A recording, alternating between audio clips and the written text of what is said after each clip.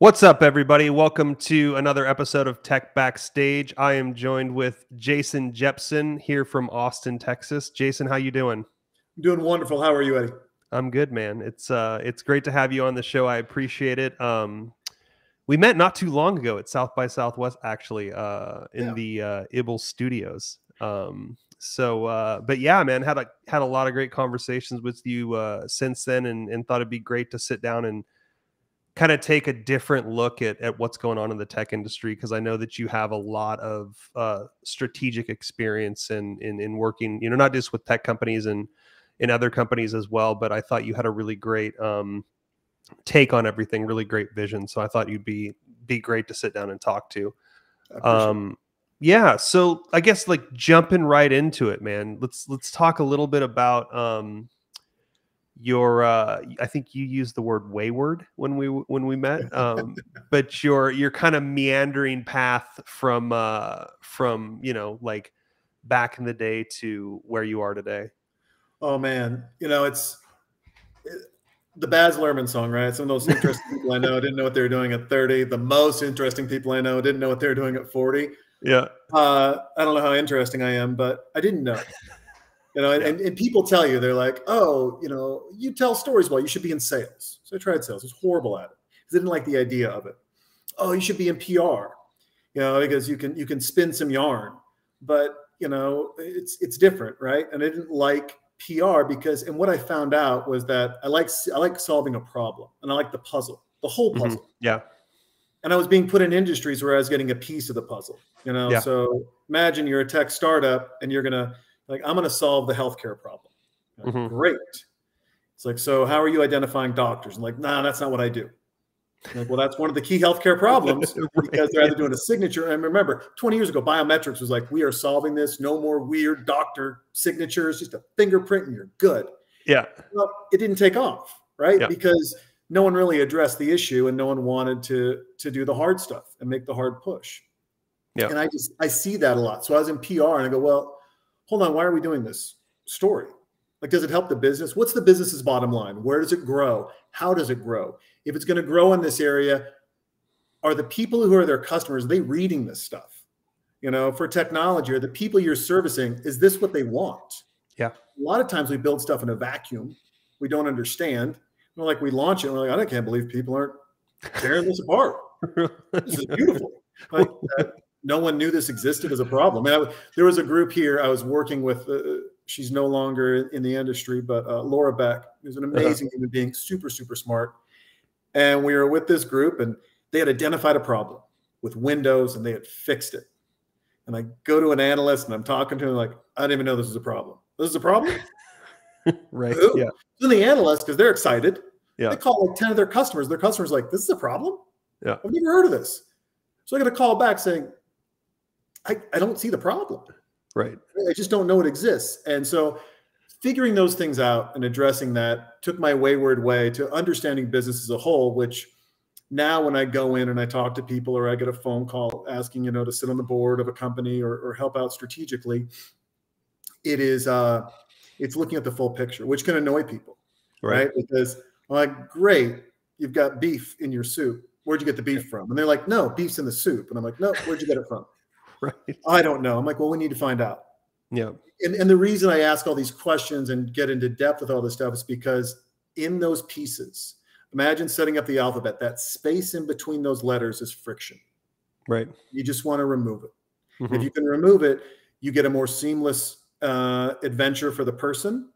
And you are figuring out a new way to actually disrupt and do something. And you're not just putting a fancy label on the same issue and problem that everyone else is having, hoping that your UI is just prettier. And so therefore people will stick around longer. Yeah. Yeah. Well, and it's hard to solve problems too. And like you said, reducing that friction. I mean, like everything that you just said reminds me so much of like being a software engineer. Is like you're going through your own code and you're like, oh man, there's like 1,000 bugs in here, but it's like, but did a user report it? Yeah. And is it widespread enough that we need to actually sit down and take a look at this? I think that's just my software engineer brain going, oh man, I've seen that problem before. Yeah. And just look at things and go, all right, this is good. Yeah. Now go to the DMV. Yep. Right. You can go to the DMV and go, who knows Taylor Swift? Everyone's hand's going to go up. We know who Taylor Swift is. Maybe some won't, but 90%, let's say. Now go to the DMV with your app. I'm solving this problem, and see how many hands go up. Right. I mean, at some point, you have to keep it down. Remember, the most widely read paper in America is USA Today. It's at a first grade reading level. Right. Wall Street Journal's at a fifth grade reading level. If you're coming in with quantum computing and your own coded language, and you think you're so coy and neat and cute, you're going to be sitting on the shelf for a long time. Right. Yeah. Yeah. Because you have to be approachable. Like people have to be able to understand. And yeah, I totally get it. Yeah. So you were in PR, and then you decided that you liked looking at businesses as a whole and strategy. Where did that take you? So it took me back into PR, oddly enough. I helped a buddy of mine launch his PR firm. We sat down and I was like, you know what the difference between a $5,000 client and a $10,000 client is? $5,000. Right. They have the same wants and desires. The difference is someone who can afford 10 has a longer runway. They understand and they know what they're building towards. The person with 5 or 2,500, that might be their last check. And they need results instantaneously. At the same time, they're also guarded with what they have because they haven't popped yet. They haven't hit that hockey stick yet. Yep. And so pulling information, calling that insight is very difficult, right? And so you're constantly waging different battles, and you've got to figure out how to remove that. And so it's finding those pieces of information. Then it's also, then it took me from there into helping businesses, like looking at a full business, an events business, a payments business, stepping in and going, you guys, what are you doing? Well, it's always been done this way. Yeah. That's not the answer. It's always been done this way. We'd still be on horses. Right. So why is it okay for tech? Or why is it, that tech goes, well, that's just the login. What do you mean? That's just the login. It's like you go to go to your bank, right? And find your login versus new customer and see which one's bigger. Right. And then, or my favorite, Paul O'Brien here in town. He posted this during COVID and I loved it. And it's true today without COVID. Businesses, I love your Instagram profiles. I love how pretty it looks when you pour the coffee and make the burrito and do the steak and everything. It's gorgeous. What are your hours? Right. Where are you located? Yeah. Like, yeah, but Instagram's to show off the food. Yeah, but now I want it. Yeah. Fulfill my expectation. Right. I'm still waiting for media to do this on the tech side. I mean, you tell a story, your Rob report comes out, like the new Jaguar is amazing. And check out this multi-million-dollar house. Oh, by the way, we got this chef over here who's awesome. Okay. The next episode, next issue, right? Same thing. Hold on. Can you show me how to enjoy that car? Right. How do I hire that chef? What does it look like to buy that house? Fulfill the fantasy for me. And tech can do the same thing. And largely, online, and Meta's trying it and others are to fulfill that promise. But if you're not looking at it and then, someone will pick that crumb up, you're wrong. I mean, there's the wine company that had the interactive faces, the true crimes wine. Yeah. You pull your phone up pull the camera up. The guy comes alive, tells you what he did and how horrible he was. That was around for 5 years before anyone knew about it. Because no idea. The marketing team told the winery, don't have to say a thing. People are just going to know. They're just going to know. I had no idea. Millions of dollars on this tech, on these wine labels. He's about to go out of business. Wow. And he's like, forget it. Puts out a press release. He's like, put your camera to my wine. And everyone's like, oh my God, this is amazing. Yeah. Well, yeah, but close the loop, man. Yeah, for sure. Leave no mysteries. Yeah.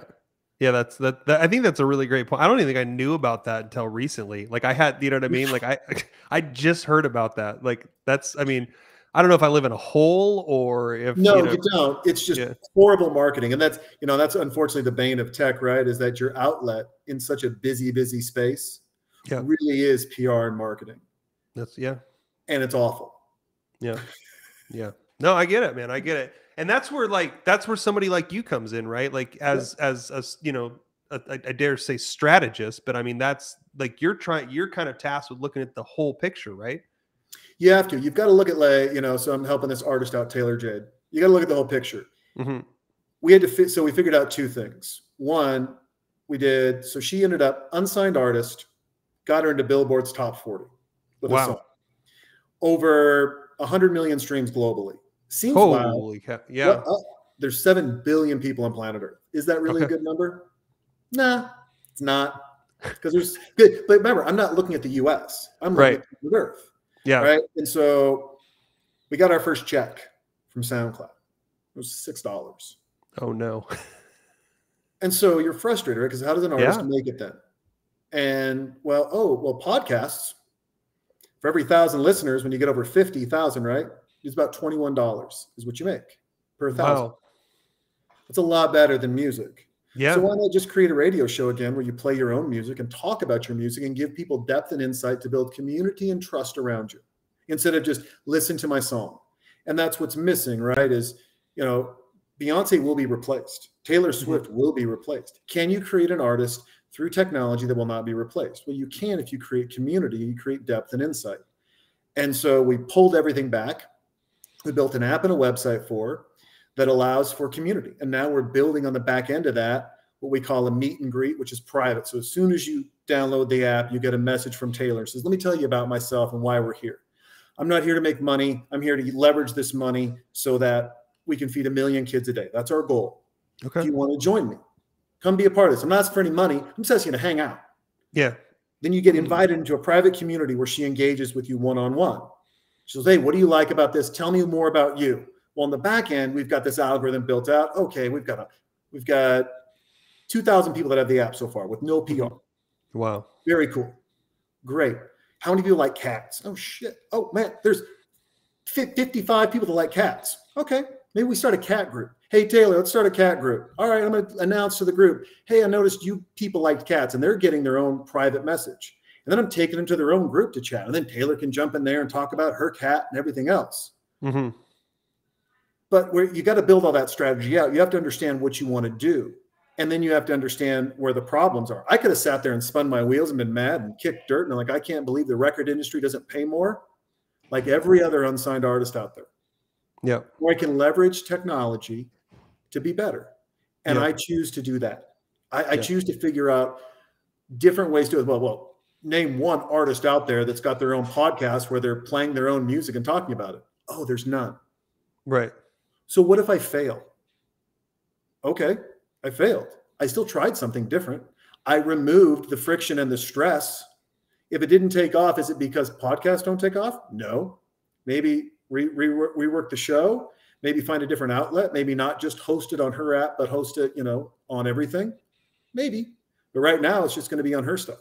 Yeah. Because why am I giving traffic to people that aren't giving anything back to me?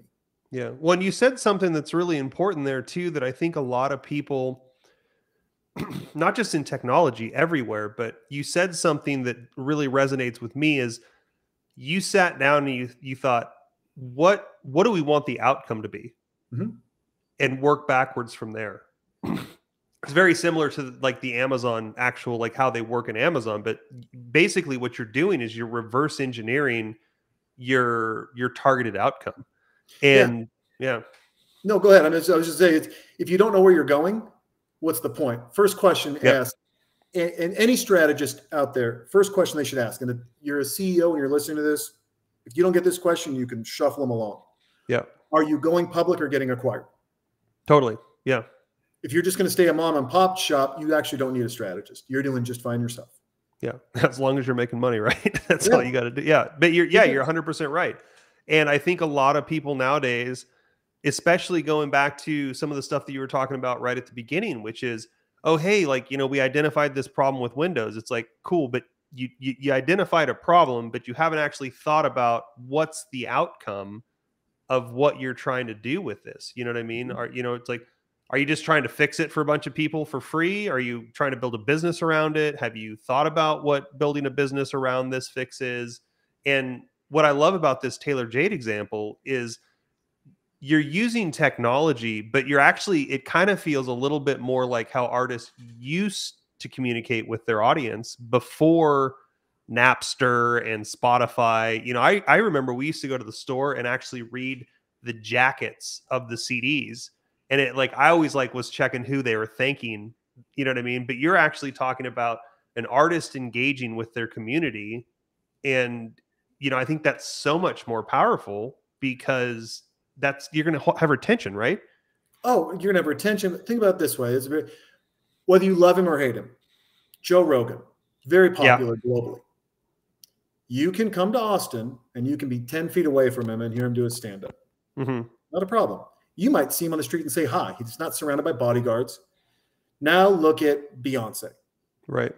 As she got more popular, what happened? She got farther and farther and farther away from her audience, farther away from the people that love and support her, to a point where now she's on stage. There's a level down, there's a fence, there's security, there's a fence, and then there's people who have paid $10,000 to be right up front, having their insides pushed out the front of them from all the pressure from behind. So then how do I relate to Beyonce? How do I engage with her? You know, people freak out like, how could anyone relate to Rogan? Whether you love him or hate him, the reason you can is because you can go see him. Yeah.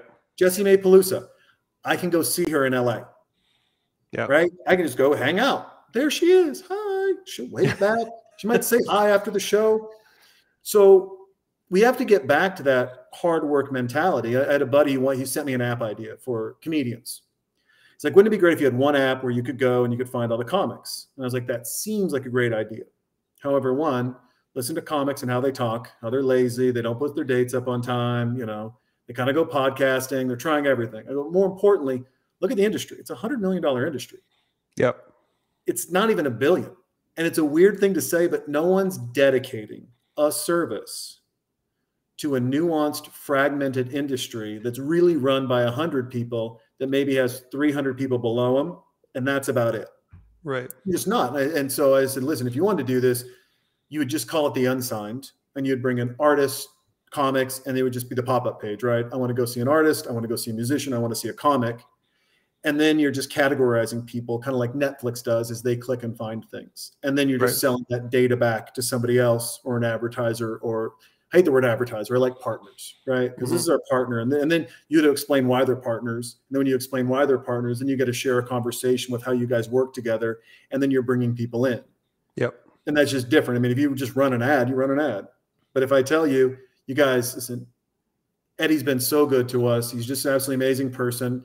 He supports, you know, the Taylor Jade show, and we appreciate him so much. In fact, we like him so much. We had a conversation with him. You should learn more about him and who he is and why he's an amazing person and what that means. Yep. And you can find all that, boop, and you're giving depth, and you're giving real authority to something that otherwise just doesn't exist. And now I said, now if you want to build all that out and just see how many plugins, how many APIs you can get, knowing you're going to miss stuff, knowing people are going to freak out and cuss you out when the concert date was wrong and it wasn't your fault, but they trusted your app. Right. Right. As long as you don't mind dealing with that, who cares? Go have fun. You'll make money. People use it, but you know, it's getting it out there and looking at the market size. Yeah. No, 100%. You're making sure it's a viable market. Like you said, I mean, it's a funny thing to say, who really wants to support $100 million market, you know, with a few hundred people. And I mean, before I started a company, like I used to think people that, you know, I thought, you know, $10 million, $20 million was huge. And now people are like, you guys are a small company. I'm like, are you serious, man? I work 14 hours a day for this stuff. Yeah. And like, they're like kind of laughing at you because they're like, no, man, you're not big enough yet. Like it's gotta be pretty big for people to actually sit down and dedicate some time to it, for sure. Absolutely. Yeah.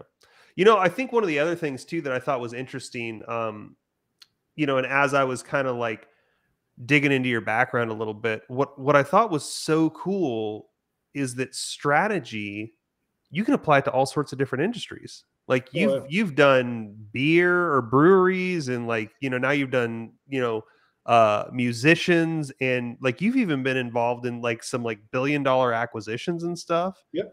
Like, tell me a little bit about that. How does that work? Well, we'll start with beer because I got a funny story for you. So I sold the first can of Steel Reserve. Really? 211. Yep. The gray one that we used to drink in college at the parties. Mm-hmm, the one where you're like, only need one. Yeah. There you go, kids. Right. I remember that. Rough. Yeah. But it wasn't taking off. In fact, we couldn't sell it.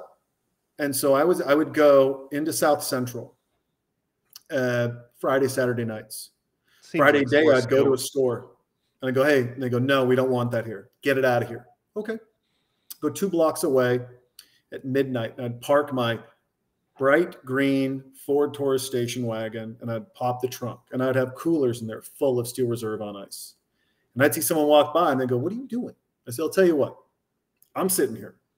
If you go down to that store and you buy 1 can of Steel Reserve unopened and bring it to me, I'll give you this full cooler and it's full of beer.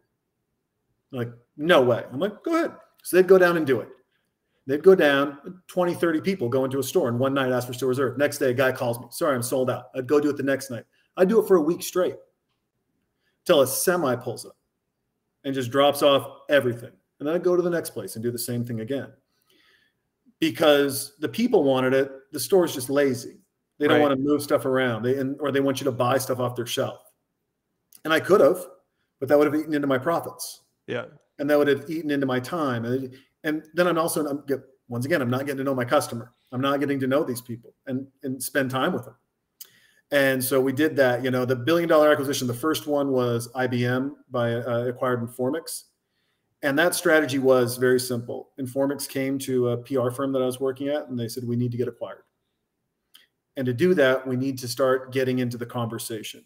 So you look at these database reporters, and they're covering 4: Sybase, IBM, Microsoft, Oracle. Right. Informix, one of the creators, one of the G's, was just not even involved.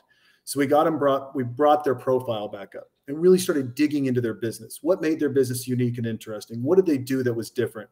And ultimately, by doing that, we highlighted the blade server technology that IBM still uses to this day. And that's what they spent $1.3 billion on. Wow. That's incredible. When Home Loan Center got acquired, it was rough. That was probably one of the best, worst days of my life. I'm dead serious. So this is what I believe you. I love that phrase. Yeah. So I get called into the CEO's office, and he goes, Jason, I want to let you know that we're getting acquired by IAC, and it's for $1 billion. I was like, woo, I was blown away. Right. And he said, we paid you well. Some of your other counterparts, they're going to get some very big checks. It's a lot of money. And he slid me over a check for $1,300 because you never asked for any other options. By the way, I'm the second person in the company to know. The president and then me. And he lets me know that the PR efforts that we did is one of the key reasons why we're getting acquired. Oh, man. And so, some people are getting $1 million checks, multi-million-dollar checks. I got $1,300. Oh, man. That hurts. But it sticks with you, right? Because now you got to know. But guess what? I didn't know everything about the business. And when I sat down, I did ask, are you planning to get acquired? And he said, never. Right. So, I bring that up not because it's a bad thing, folks, but because it's a good thing. And it's a good thing in that you have to learn. You really have to learn what's happening around you. And you have to stay up to date because no one's going to take care of you. It's not his job. It wasn't his job to call me over and go, hey, things are rocking.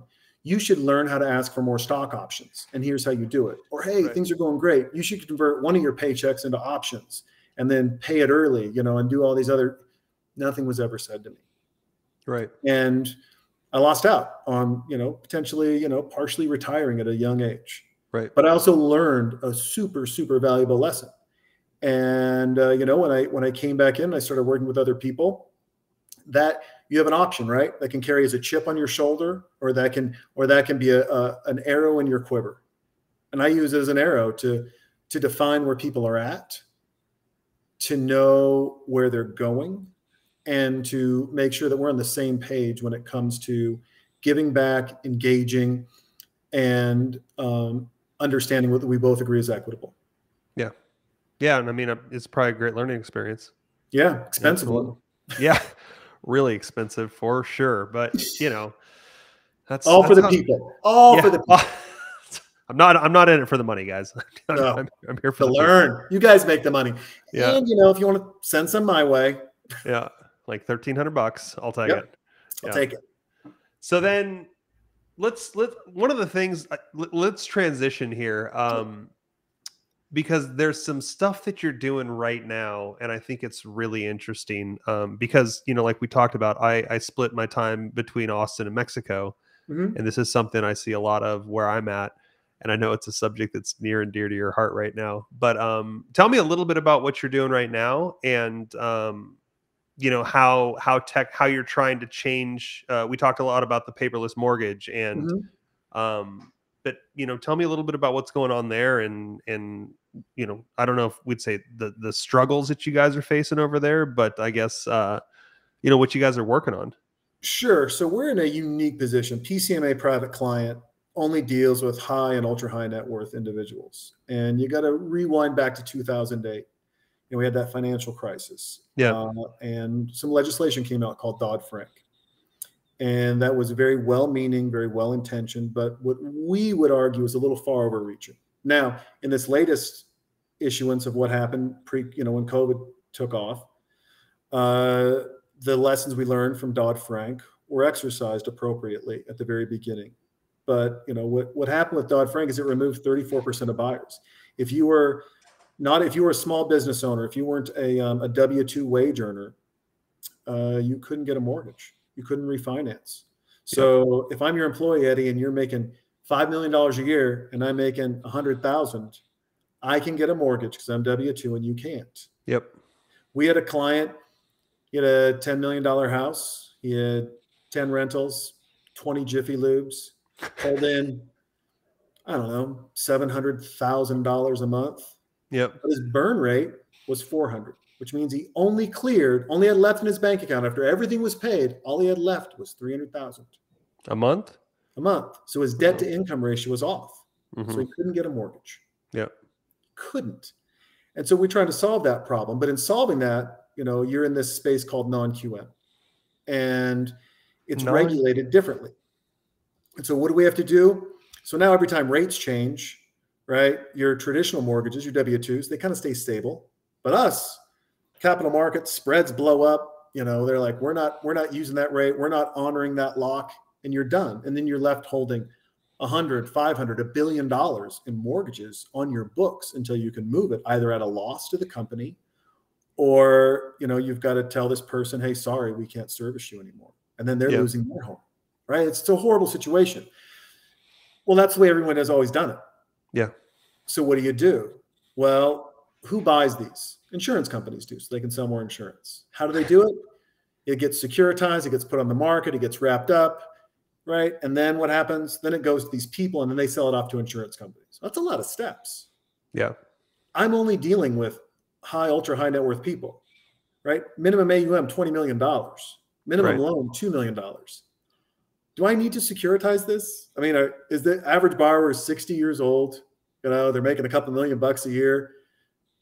Do I really? I mean, no, I don't. And do I then need to package it up and then sell it to the street and then have someone on the street package it up and sell it to an insurance company? Or can I just go right to them?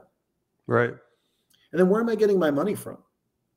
Oh, all these different processes. Why don't I just buy a commercial bank and get it directly from the Fed at 0%? So then I can loan under rates because I'm not beholden to other things. So it's looking at the system, the whole system, right? Understand the whole business. Don't just understand how the mortgage is made, understand where it goes and how it gets there. And more importantly, before it's made, how it's funded. And what does that circle look like? And then where's the friction? And then can you remove that friction so that you can be a stable, honest, credible resource in the industry for everyone out there? Or are you going to be the flip-flop that everyone else is? Because just look at who's got the lowest retention rate for customers? Mortgages. Because you're just shopping a rate. Right. There's no loyalty. And what are we doing? We're building a book like a wealth manager. Because we understand complex estates. But once again, then you got to go back. And this is where the hard work comes in. And tech does this well. People around tech don't do it as well. They just don't. And that's called hard work. You've got to dive in. You want to understand your client, you better wake up and start watching the markets 5 a.m. Well, I don't like getting up early. Then don't do the job. Right. But I don't want to hear an automated system of how to do it. Get up and do it. So if that client calls and goes, hey, I saw rates were up, you're like, oh, they are? No. Yeah, I already know. I locked you in earlier on a pre-lock. Don't worry about it. You can be a trusted person or not, but you got to remove the friction to understand the process and then build a better process. And in that, hopefully you become a trusted resource if you've done it correctly. Yeah. That's a lot. I'm sorry. That's deep.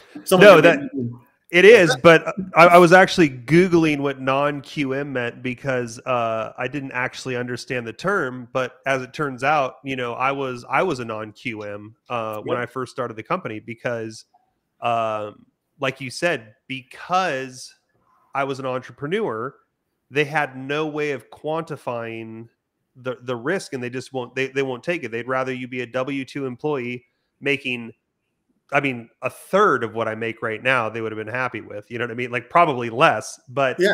they won't even give you $100,000 loan, and you're like, dude, I could pay for that cash. They're like, that don't care. Yep. You only make 20%, so it's like wait, because they're like you said, they're looking at your debt to income ratio and they're going, well, you have 80%. You have 80% expenses, and you're like, but yeah, but I'm making 20%, and like in like seven figures. And they're like, nah, it doesn't matter. Doesn't matter. And Yeah. you add into that the fact that you're now lumped in. Imagine this. You're a successful entrepreneur. You've got a business. You've got a great podcast. You've got all this stuff going for you. And I'm going to call you non-qualified. That's the first way I'm going to introduce you. Right. You're non-qualified, sir. Sorry, you're just non-qualified. And then I'm going to put you in a bucket with someone who's got a 510 FICO score, one day out of bankruptcy, as the same credible resource as you financially. You've got an 800 FICO score. You've got 20 million with Merrill. You've got 100,000 sitting in your B of A account. You're non-qualified, sir. I'm sorry, I can't help you. That hits in the heart. I remember and this is a while ago now, but I remember the first time I talked, like we have private bankers and stuff, and they're like, we can't underwrite you. I'm like, you can't what?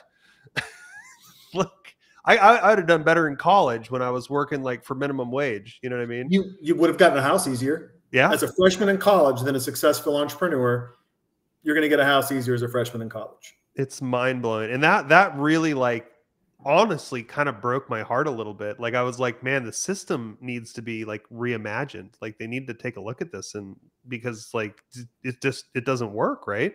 It doesn't. I mean, that's say no matter what the tech is, surround yourself with people that are smarter than you in the areas where you're weakest and challenge you. I was talking to a coworker, and they're like, hey, our boss, the CEO, he repeats a lot of what we're doing, a lot. And the reason he's doing it is not because he just wants to pound it into your head. Are you going to think of an angle, a question that could disrupt it, that could put it on its head? Or are you going to think of a question that he can't answer right off? Like, you're there for a reason. You're being told that story for a reason. Just like when you're going through and you're trying to break tech. I'm not trying to break it because I'm a jerk. I'm trying to break it to show that it can be broken so that we can fix it. Yeah. Right? Because we want the best positive experience. We want the best thing out there. And I even say that with tech. You walk around, talk to people. This is what we're doing. This is what we're building. We're building it this way. The flow goes this way. This is why we're doing the flow this way. This is what it looks like. Yep. Yeah, we heard you. Yeah, we heard you. Get out of my office. I'm not saying it for, yeah, we heard you. I'm saying it, did you think of it differently? Did you remove another piece of friction? Or did you go, oh, that flow seems awesome, except for the fact that in this ecosystem, ABC doesn't work now. Yeah. Oh, I didn't. Okay, well, now I know more. And now I'm going to rethink. Yeah. But you know what happens, whether it's tech or whether it's, strategy or anything else, what are we always told to do? Sign the NDA, keep it close. I don't care who knows what I do. I don't, because you can't do it better than me. Yep. Right? We had a client with a company a couple of years back, brought him up, did some cool stuff with him, sent him home. A month later, I get an email. Hey, I haven't been paid. I was like, what? You haven't been paid? No, I turned everything in. No, Jay, I never got paid. So I called, like, oh yeah, something didn't come through. Sorry, we messed up. Well, no one told me. This is a personal friend of mine. So I put the CEO and some other people on, and I just said, hey, everyone's here. If you don't get paid by this Friday, you call me. I will drive down and hand you the money. And that wasn't to be a jerk to the company. That was me honoring my commitment to my friend.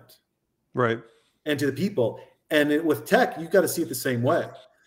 As soon as someone opens that app, pops open that website, opens up that piece of hardware, you've made a commitment to them. Yep. That it's going to do something.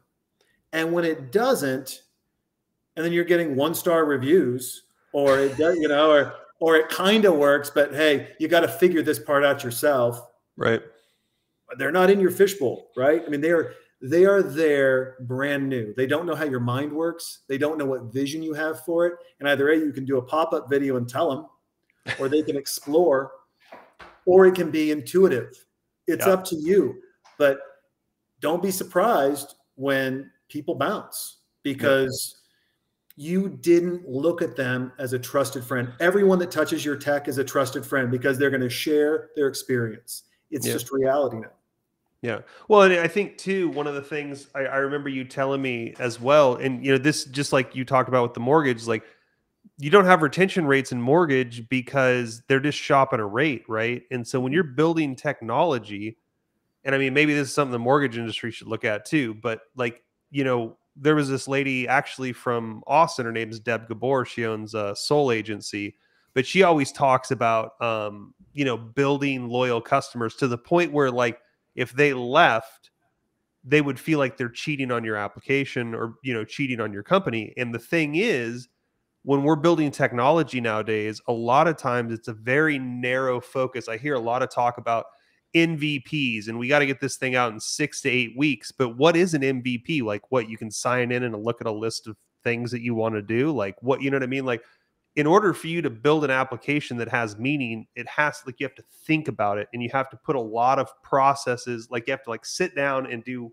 design thinking, and you have to, like, look at, like, your ideal customer base, and, like, you have to look at, like, hey, not like, hey, this is the next trendy thing, but, like, you actually have to sit down and think about, like, what's the actual problem we're solving, and how do we make this work long term? And that's the thing that I think, like, a lot of times people are missing nowadays. They're like, oh, we got $250,000 in seed funding, we can build an app in 2.5 months. And so, like, they put like 3 features in it, and it doesn't do anything. You know what I mean? John Royce Lynch says it's best, not the football player, the former pro surfer. He says it best. It is no longer about customer loyalty. It is about loyalty to customers. And if you're not willing to be loyal to your customers, then why should they ever be loyal to you? Yeah, I agree. But you've got to start first. It's amazing, right? We're in business. What do we always say? You give before you ask. Yeah. And what does tech and PR and marketing always do? They ask before they give. Mm-hmm. You get an app, what's the first thing? Give me your name. Yeah. Hey, give me your email address. Hey, location devices are on. Can we follow you? Hey, here's cookies. Yeah. No one opens up and just says, thanks for being here. Yeah. I mean, when was the last time you opened a website anywhere where they thanked you first? Didn't thank you when you left. You open it up and they go, hey, man, thanks for being here. You know what? Never? Exactly. So who's going to be the first to do it? Who's going to be the first, whether it's an app or a website or whatever, that just like a greeter, when you open the doors, they go, thank you. How would that, I mean, you at some point, right? We've got this bifurcation of digital and physical, right? And we're trying to bring it together in Meta and Super World, and everyone's, stop. Why don't we start removing that Grand Canyon by simple pleases and thank yous, by manners? I tell my 8-year-old, 2 things matter in this world. Manners matter and listening matters. Dad's not good at the second. Too old. I can't hear anyways. So I just have to have really good manners. Yeah. Right? Because I don't listen very well. I go, kid, you're 8. You got to have both. Your ears are perfect. For everyone out there, manners matter, listening matters. How are you listening to people? And what are your manners? What are they like? And not customer service manners. What's your manner experience? Yep. But, I think about those things. You log into LinkedIn. Welcome back. Thanks for being here. Oh my gosh. Good to see you again. These people you haven't taught anything. Are you my friend and a resource, or are you a reason I have to be somewhere? And right now, a lot of tech is a reason I have to be somewhere. And that needs to change if we really want to embrace technology the way we're trying to get there strategically. Yeah. Well, and I think I would even argue for it to be a healthy relationship with tech. You know what I mean? A lot of times, people are trying to do the dopamine hits and, like, getting you to come back so you feel good, like Facebook and, some of the other large companies. It's like, it needs to be something that that's a complement to your life, and that, you know, it's not like soul sucking, I guess, for lack of a better term. Right? Yeah. Right. I don't want to feel like, oh, I got to have a drink after this. Right. Yeah, right. Like you get off Facebook, you're like, man, I'm depressed. Like, no, you don't want that. Yeah. Yeah. Yeah. No, I agree. So, I mean, but those are the little things that I think will make big changes. And then there are big things that'll make bigger changes. I mean, I think people get too caught up in what's to come versus what's in front of them, you know, Yep. Whether it was 5G or AI or quantum or anything else. Hey, folks, pause for a second. Let's just pause. Look what we have in front of us. Look how amazing it is that you can FaceTime someone in Australia right now and chat with them. Just take a minute and embrace it. Yep. And for all the tech people out there building bigger, better, faster, smarter, thank you. Yep. But let's not forget the person that's engaging with it. Yeah. No, I agree. Because they're there. Yeah. They're there. But that's me being hokey. You know, once again, I'll go back to the Baz song, right? I mean, you know, politicians will philander, prices will rise. You know, they got the whole thing. And I mean, I'm almost 50. I'm living through it right now, right? Prices are rising. Yeah. Politicians are philandering. You know, it's all the stuff. But at the same time, we can still always do a better job. And I think we supplement speed for better.